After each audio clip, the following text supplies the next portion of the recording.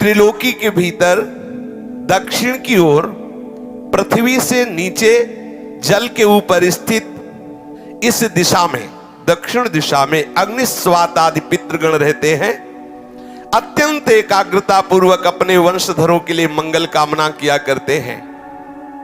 उधर ही नरक लोक है। भगवान सूर्य के पुत्र पितृराज भगवान यमराज अपने सेवकों के सहित वहां विराजमान है। ये त्रिभुवन का दंड विभाग है।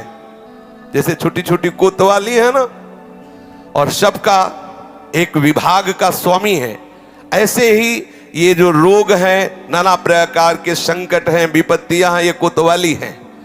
ये उसी दंड विभाग से आते हैं। और पूर्ण दंड विभाग यमपुरी है, जहां पूरा का पूरा हिसाब दिया जाता है। भगवान यमराज की आज्ञा होती है और पापी को वैसा एक सेकंड में निर्णय हो जाता है। वहां वकील की जरूरत नहीं होती। वहां एक सेकंड, इतने जीव रोज वहां लाइन लगी है।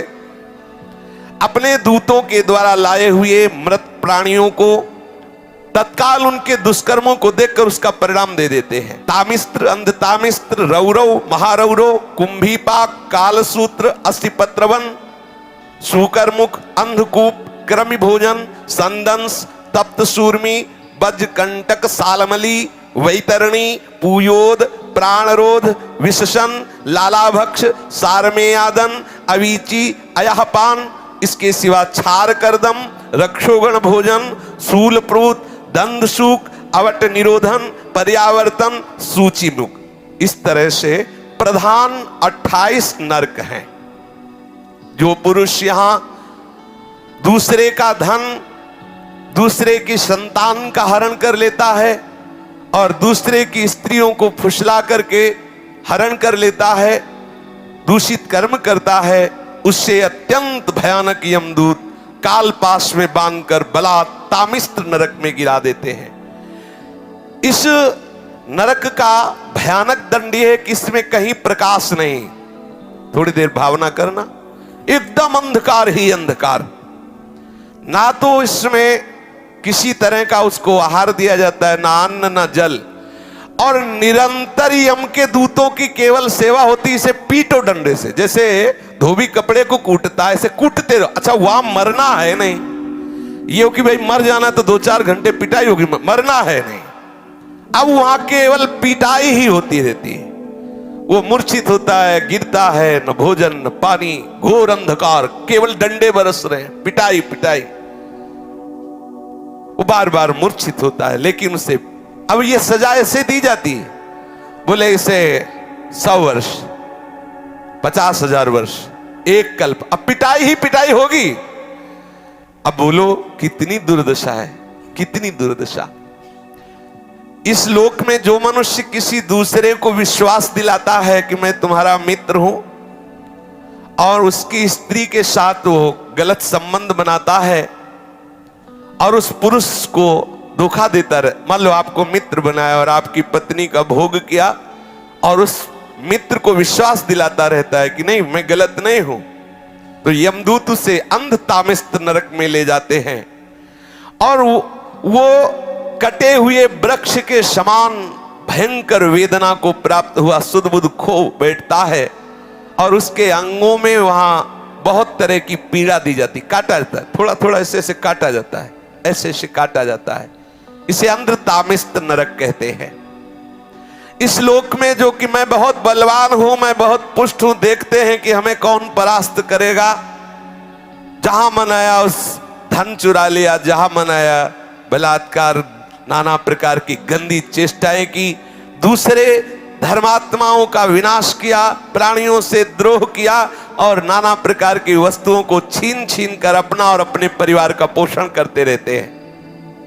वो जब अपना शरीर छोड़ते हैं तो रौरव नरक में जाते हैं, रौरव नरक। इस लोक में जिन जिन जीवों को जो जो कष्ट पहुंचाया है, यमराज के दूत वैसा ही वो रूप धारण करते हैं, रुरु नामक होकर के भयंकर कष्ट देते हैं। इसीलिए इस नरक का नाम रौरव है। जब किसी को कहा जाता है कि सारे रौरव नरक मिलेगा, मतलब भयंकर चरम सीमा का कष्ट। सर्प जैसे क्रूर स्वभाव वाले ऐसे जीव वहां हैं जो उसको काटते हैं, बार बार काटते। मरना तो वहां है नहीं, महारौरव नरक, रौरव नरक ऐसे लोगों को प्राप्त होता है जो अपने शरीराभिमान में आकर के दूसरे धर्मात्माओं को, जीवों को नाना प्रकार के कष्ट देते हैं, उनसे वस्तुएं छीनते हैं, अपहरण करते हैं और स्वयं अपने परिवार और अपना भोग सामग्री एकत्रित करते, अहंकार के द्वारा भोग सामग्री, धर्म के द्वारा, भगवत प्रसन्नता के लिए। यदि अहंकार के द्वारा दूसरे की हिंसा आदि करके आपने, तो फिर वो भोग भोगना पड़ेगा। जो किसी की भी परवाह नहीं करते, अपने शरीर का पोषण करते हैं, दूसरे जीवों का मांस खाते हैं। ओ बकरा, ये ऐसे बहुत कोमल बेचारे जीव हैं जो बलहीन हैं। आप मनुष्य शरीर प्राप्त किए, बलात् उनको पकड़ के विविध प्रकार से कष्ट देते हैं और मांस खाते हैं, तो वहां भयंकर यमराज के दूत उसी का मांस काट काट के उसको खवाते हैं।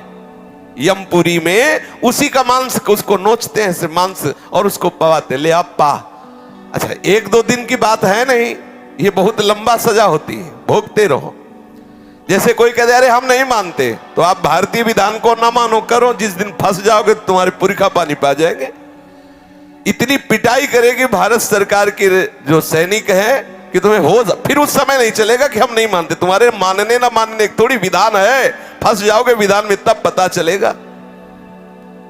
गंगा किनारे जब थे तो एक मिले थे, ऐसे ऐसे सब अंगुलियां थी, तो बताया कि हम फंस गए थे तो अंगुलियां सब टूटी हुई। वो बताते थे नाखून में ऐसे कील गाड़ी जाती है, अंगुलियां तोड़ दी जा, कितना कितना भयंकर कष्ट।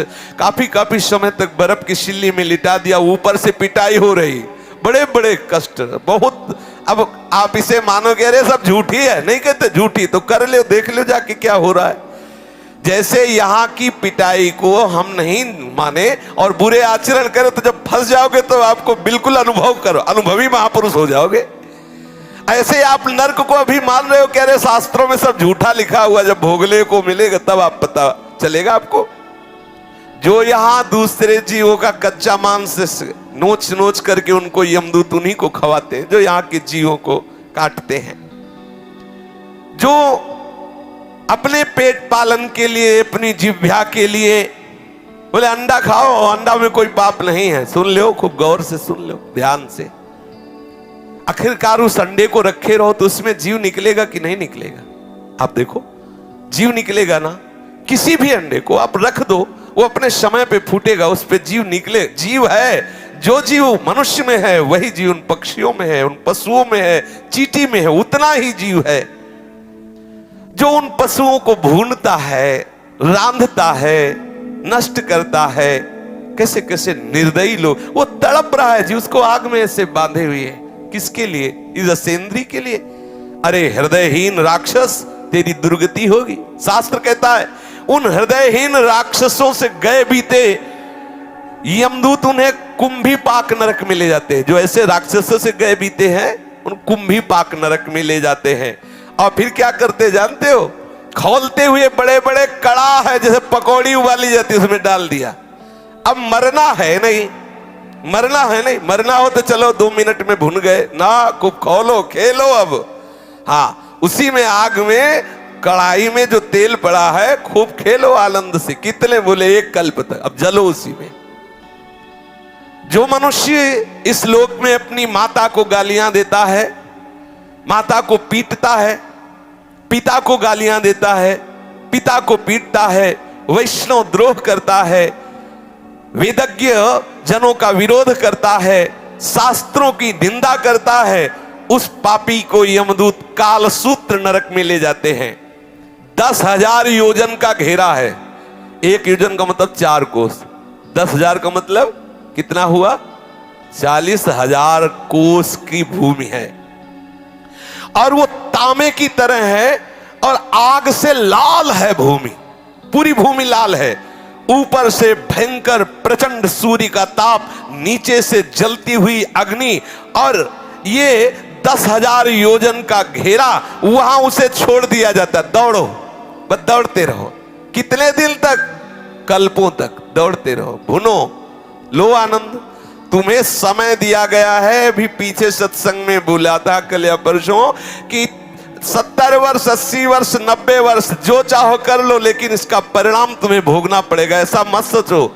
आंख मूंद कबूतर बिल्ली को दे के आंख मूंद लेता है कि अरे कुछ नहीं बिल्ली, तो बिल्ली छोड़ देगी क्या? वो तो एक ही झपटा में उसे खा जाएगी। ऐसे ही तुम आंख मूंद लोगे, अरे सब शास्त्र ऐसे ही है, ऐसे ही नहीं है। यहां तो ब्याज में मिलता है कैंसर, ये नाना प्रकार की सड़न गलन, ये ब्याज है। मूल तो यमपुरी में भोगो चल के।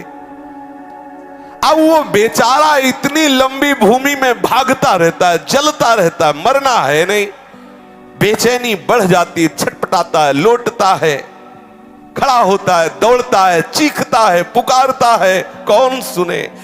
कितने दिन तक? बोले जितने उसके शरीर में रोम हैं उतने 1000 वर्ष तक उसमें रखा जाता है उसको, उतने 1000 वर्ष तक। इसको कहते हैं काल सूत्र नरक। जो पुरुष बिना आपत्ति आने पर वैदिक मार्ग का उल्लंघन करके पाखंड पूर्ण धर्मों का आश्रय लेता है, वैदिक मार्ग की अवहेलना करता है, वैदिक सिद्धांतों को गालियां देता है, उसे यमदूत ले जाते हैं कोड़े से मारते हुए। और नरक में 80 पत्रवन नरक है। उसके जो पत्ते हैं वो तलवार जैसे हैं, ऐसे पेड़ के ऊपर फेंक दिया जाता है, टुकड़े टुकड़े हुआ, गिरा, फिर कस, फिर फेंक दिया गया। बस यही लीला चलती है, फेंकते रहो ऐसे। यमदूतों की ड्यूटी तो फेंकते रहो ऐसे। कितनी बार वो बार बार मूर्छित होता है। वो उस समय विचार करता है अपने कुकर्मों को याद करके, हाय मैंने शास्त्र विरुद्ध आचरण की, शास्त्र की निंदा की, अवहेलना की, इसलिए मुझे दुख मिल रहा है।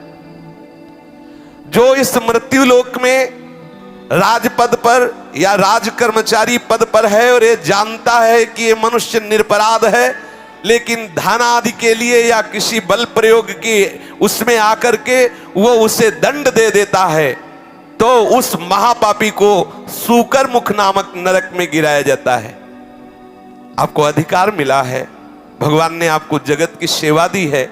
यदि आप जानते हो कि ये बिल्कुल अपराध रहित है और आप किसी के पैसे देने से या किसी के बल के दबाव में आकर उसे दंड देते हैं, तो आपको नरक की प्राप्ति होगी। महाबली यमदूत उसको ले जाते हैं और क्या करते हैं? पहले उसके ऊपर कूदते हैं, फिर इसके बाद कोल्हू में उसे पेरा जाता है। कोल्हू में, जैसे गन्ना पेरा जाता है ना, ऐसे कोल्हू में पेरा जाता है।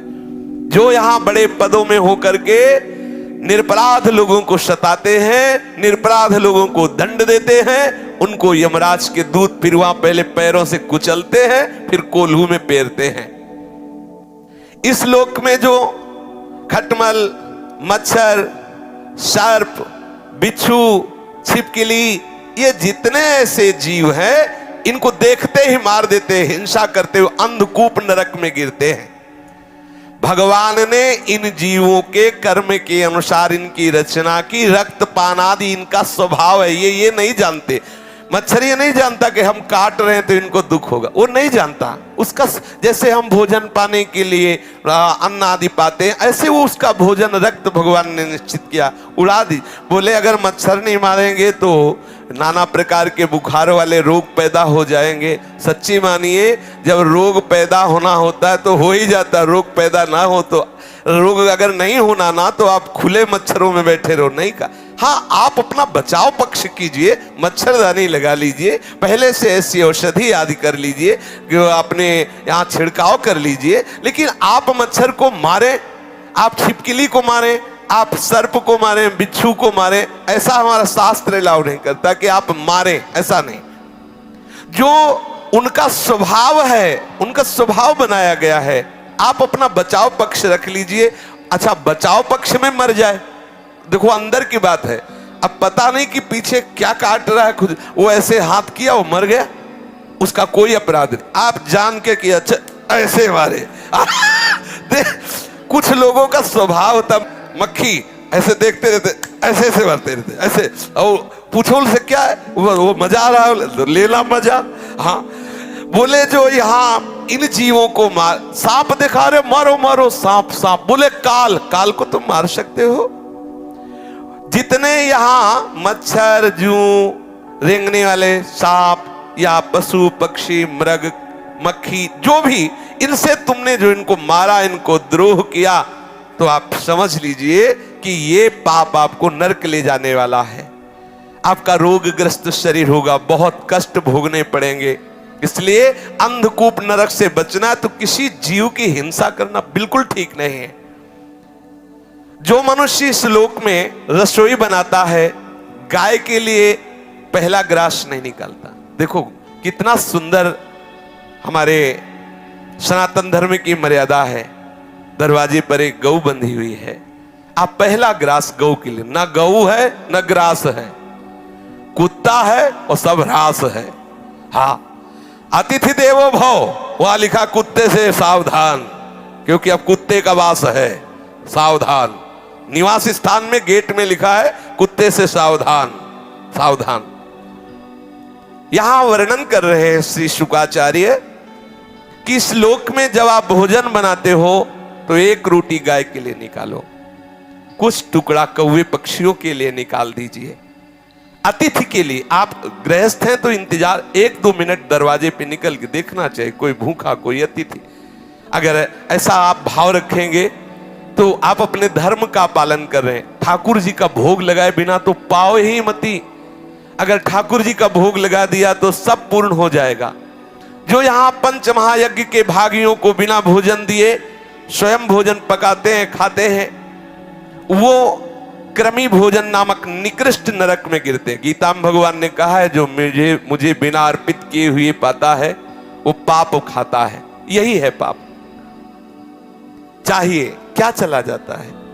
भगवत नाम कीर्तन करते हुए, भगवत चर्चा सुनते हुए आप प्रभु का भाव रखते हुए रसोई मनिया कीजिए। एक रोटी गाय को निकाल दिए, थोड़े टुकड़े ऐसी जगह फेंक दो जहां गिलहरी है, चिड़िया है, कौआ है, ये पाएंगे, चींटी है, ये पाएंगे।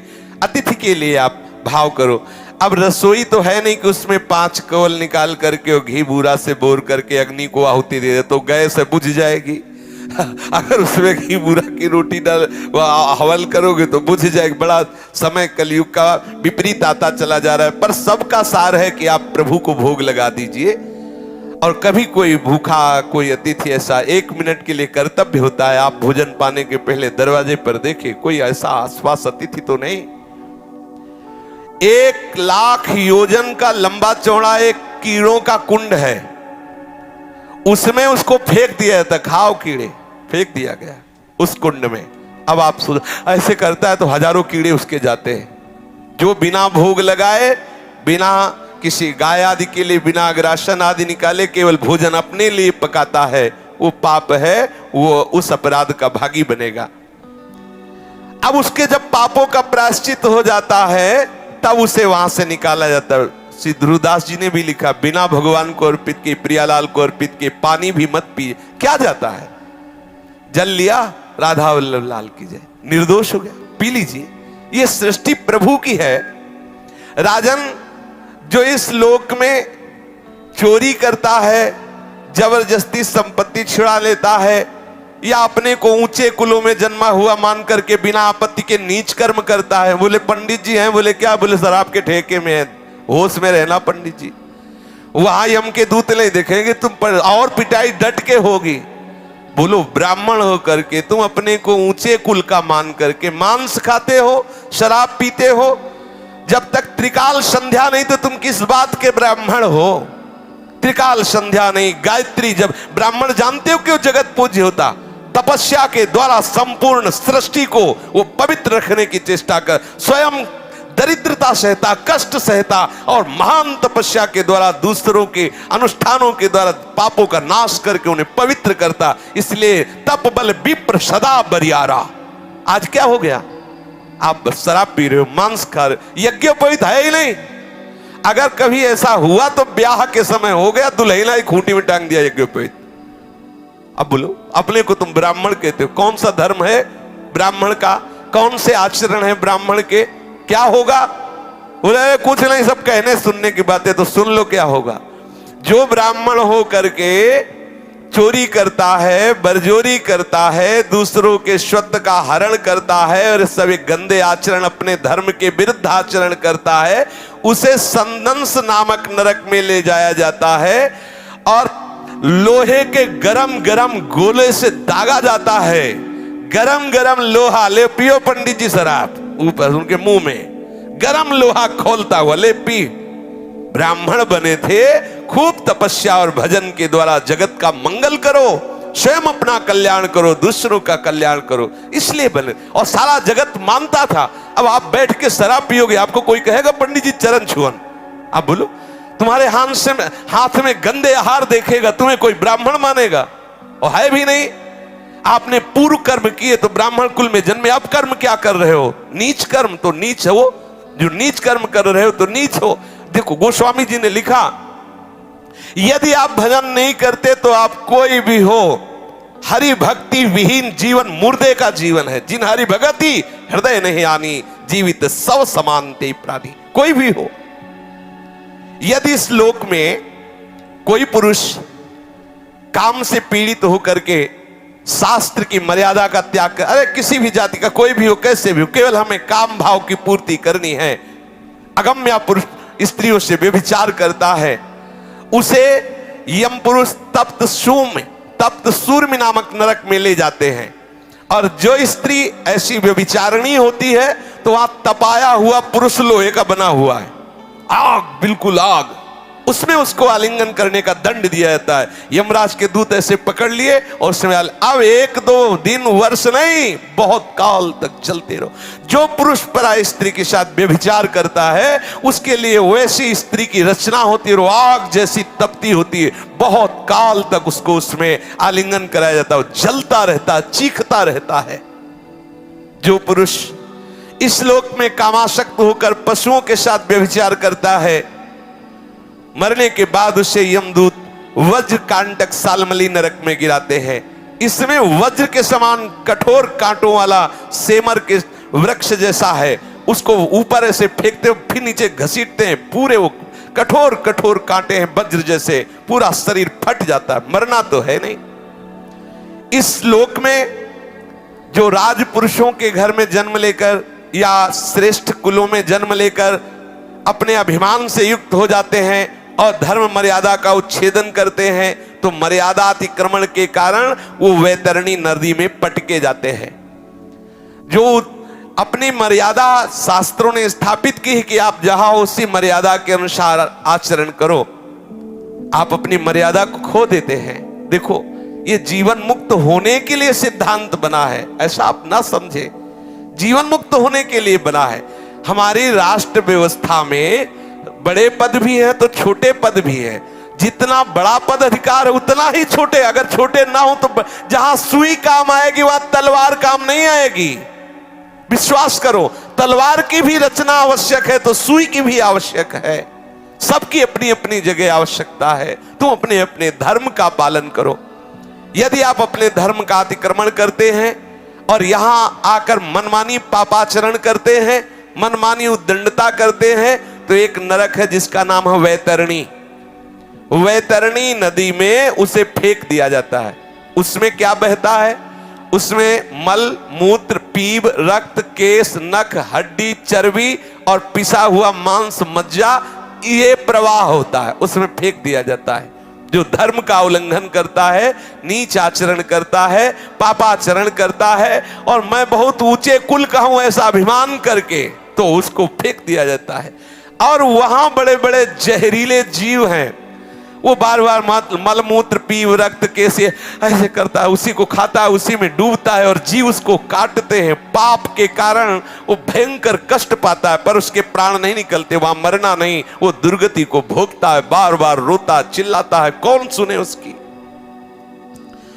जो लोग यहां पवित्रता का त्याग करते हैं, अपने शास्त्र के द्वारा निर्धारित आचरणों का त्याग करते हैं, नियमों का त्याग करते हैं, लज्जा को त्याग करके, तिलांजलि दे करके नाना प्रकार के गंदे आचरण करते हैं, पशुओं के साथ गंदे आचरण करते हैं, उनको ये सब पीव, विष्ठा, मूत्र, कफ आदि से भरे हुए कुंडों में फेंका जाता है।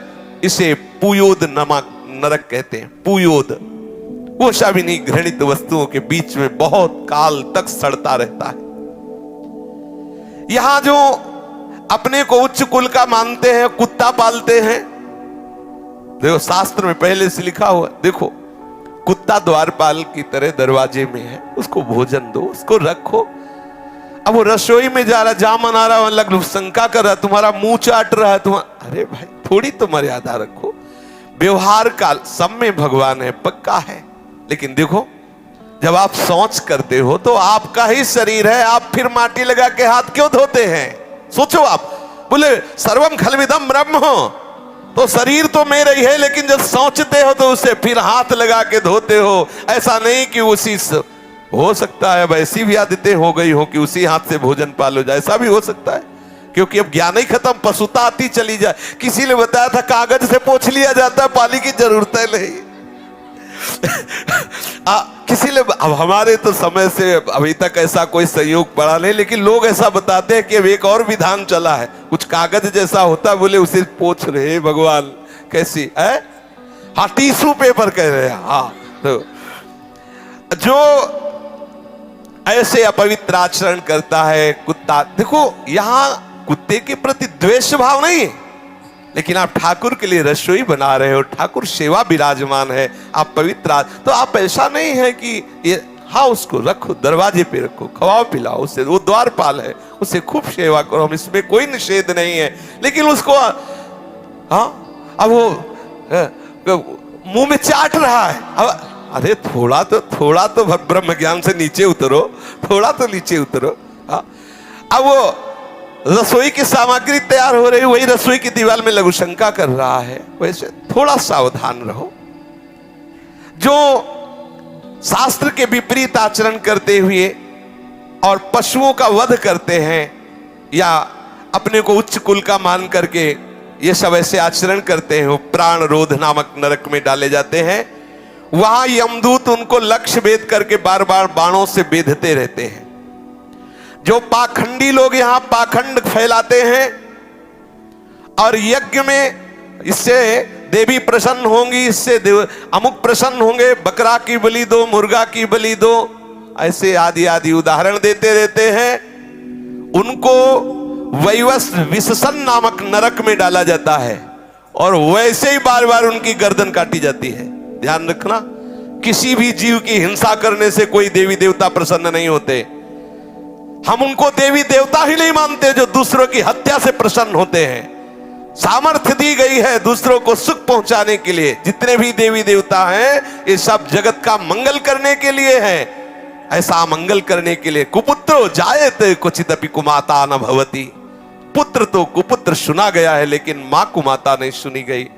जगदम्बा मां है, वो तुम्हारे जैसे भाव वाली नहीं है कि उसके तुम जैसे बच्चे हो, वैसे ही बकरा भी बच्चा है, वो अपने बच्चे की गर्दन कटवा के प्रसन्न होने वाली मां नहीं।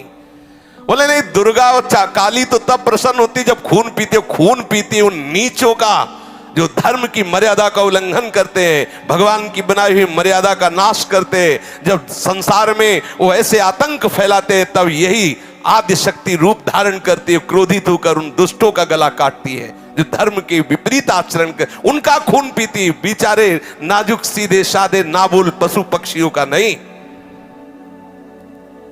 ऐसे पापियों को विभूषण नामक नरक में डाला जाता है, बहुत ही कष्ट दिया जाता है।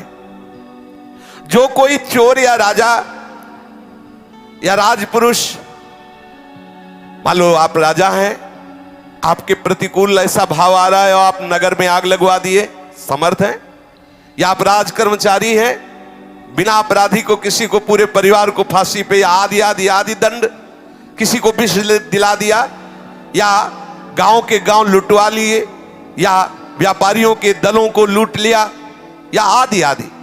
आप अधिकारी हैं, आप बल आपको प्राप्त हुआ है। यदि आप कहीं ऐसे आंतरिक कार्य करते हैं जो हमारे शास्त्र के विरुद्ध है, तो जिनकी दाढ़ें वज्र के समान है, ऐसे 20 यमदूत भयंकर कुत्ते का रूप धारण करके उसके ऊपर टूटते हैं। 20 एक साथ, वज्र की जैसी दाढ़ें चीर चीर कर, वहां मरना है नहीं, बहुत सावधान।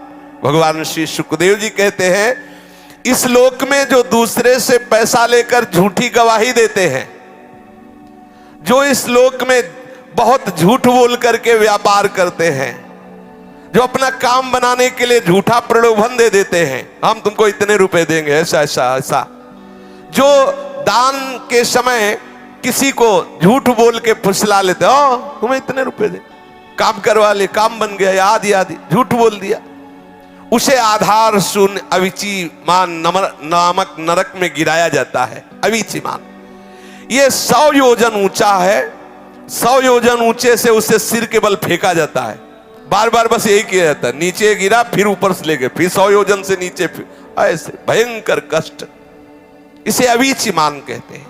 गिराए जाने पर उसके शरीर की नस नस टूट जाती है, प्राण तो निकलते नहीं, फिर ऊपर ले जाएगा, फिर पटका गया, फिर ऐसे ऐसे। यहां जब कोई, देखो ध्यान से सुनना, कोई संकल्प लेता है कि आज के बाद मैं ये नहीं करूंगा, या आज से मैं ऐसा करूंगा, बहुत होश में बोलना, ये कोई साधारण नहीं है। मैं ऐसा व्रत लेता हूं, मैं ऐसा नियम लेता हूं, मैं ऐसा, अगर वो अपने नियम को तोड़ता है, अपने संकल्प को तोड़ता है, अपने व्रत को तोड़ता है, प्रमाद करता है, तो वो अयहपान नामक नरक में गिराया जाता है। छाती में चढ़कर यमदूत उसे गला हुआ लोहा पिलाते हैं। वाणी से ठीक बोलो, ठीक नियम, ठीक निष्ठा, ऐसे नहीं कि जो मनाया सो बोले। इस लोक में जो जन्म तपस्या विद्या आचार वर्ण आश्रम के अभिमान में आकर के अपने महानों का सत्कार करना छोड़ देता है, वो जीता हुआ मुर्दे के समान है। अपने बड़ों का सत्कार करो, महापुरुषों का सत्कार करो, माता पिता बुजुर्ग गुरुजनों का सत्कार करो। अगर वो ऐसा नहीं करता है तो मरने पर छार करदम नामक नरक में गिराया जाता है, वहां उसे बड़ी पीड़ा सहनी पड़ती है। इस लोक में जो भैरव यक्ष राक्षस आदि का आयोजन करने के लिए पशुओं को मारते हैं, खाते हैं, उल्लास मनाते हैं, तो रक्षोगण भोजन नामक नरक में ले जाया जाता है। कसाई की तरह कुल्हाड़ियों से काट काट करके उसका मांस, उसका लोहू यमदूत भक्षण करते हैं और खूब उत्सव मनाते हैं।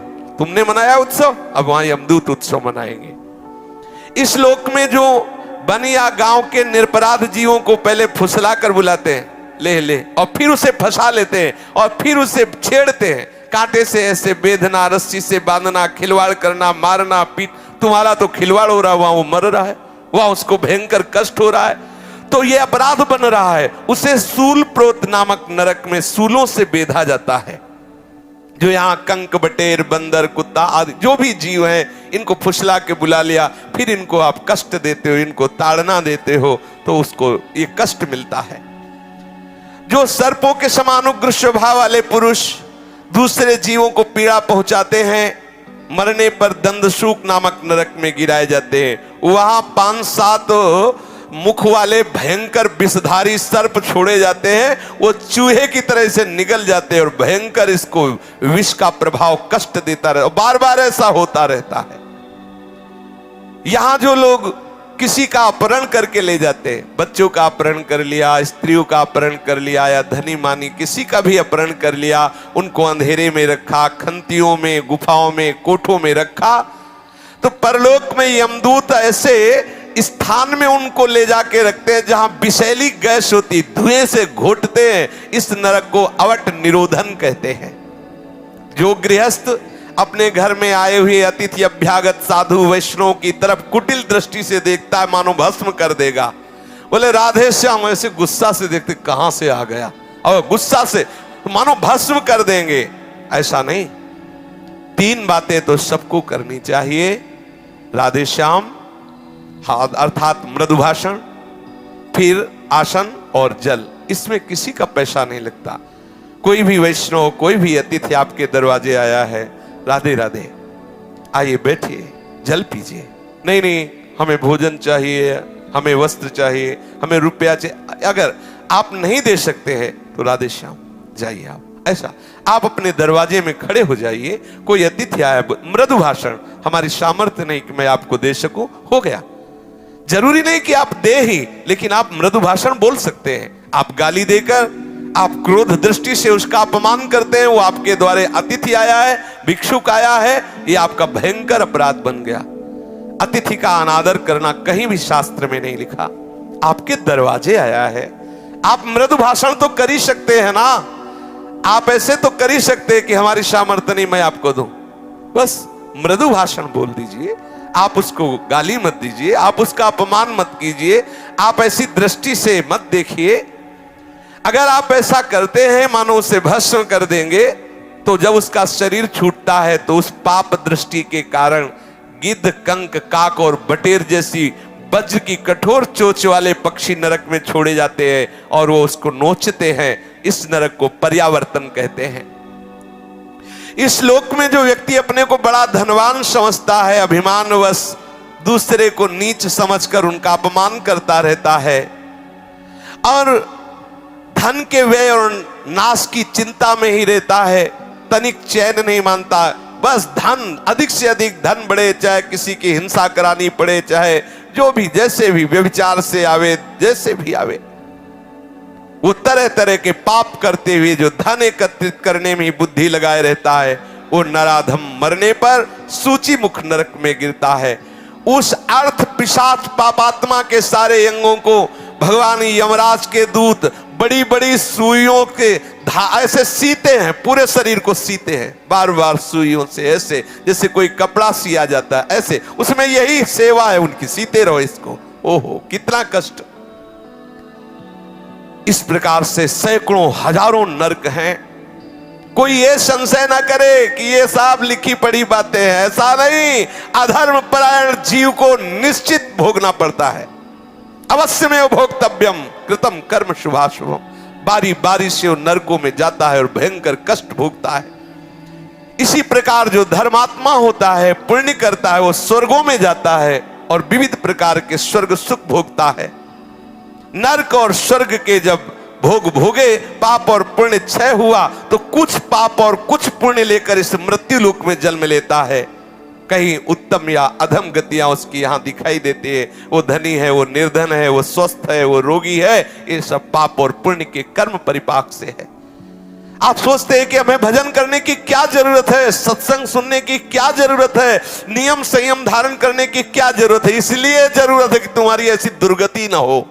दूर समझते केवल पशुओं की तरह कमा लो, खा लो, मनमानी आचरण कर लो, कोई देखता तो है नहीं। भूल मत करो। बड़े बड़े महापुरुषों ने जो निश्चय किया है, ये उनके अनुभव के विषय है। साक्षात भगवत स्वरूप भगवान व्यासदेव जी, श्री सुखदेव जी, ये साक्षात भगवान हैं, ये वर्णन कर रहे हैं। ऐसा है, इसलिए डरते रहो, कोई अपराध न बने और निरंतर भजन में रहो। शेष चर्चा आगे। श्री राधा वल्लभ लाल की जय।